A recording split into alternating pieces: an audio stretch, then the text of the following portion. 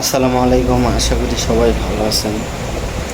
তো আমি এখন মসজিদে আসলাম এই আসরের নামাজ পড়ার জন্য। তো আসি অনেক আগে এসে পড়ছি।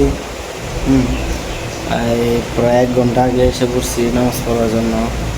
তো যে কারণে আর কি ভিডিও করতেছি সেটা হলো যে আমি বেশ কিছুদিন আমাদের বাজারে একটা ছোটোখাটো দোকান ছিল।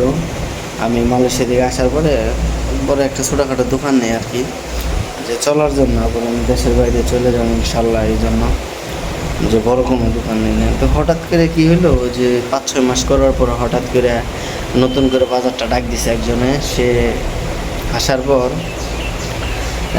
করতেছে যে বলতেছে যে তোমরা যেখানে দোকান আছে ওইখানে রাস্তায় প্রবলেম হয়। রাস্তায় প্রবলেম হওয়ার কারণে আমাদের দোকানটা আর কি উঠিয়ে দিয়ে আবার একটা সেভ করে দিব সুন্দর জায়গায়। বেশ ভালো কথা। তো আমাদের কি করলো, এভাবে কইতে কইতে সত্যি সত্যি একদিন উঠিয়ে দেওয়া হলো। এই বিকেলবেলা পেতে তাতে দোকান গুছিয়ে নিয়ে উঠে যাও, ওইখানে যা বসো।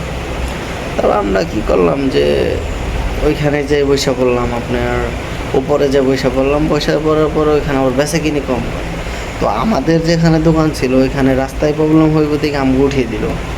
মূলত পরে কি হলো, ওইখানে পরবর্তীতে সে এসে আবার আরেক দোকান বসেছে।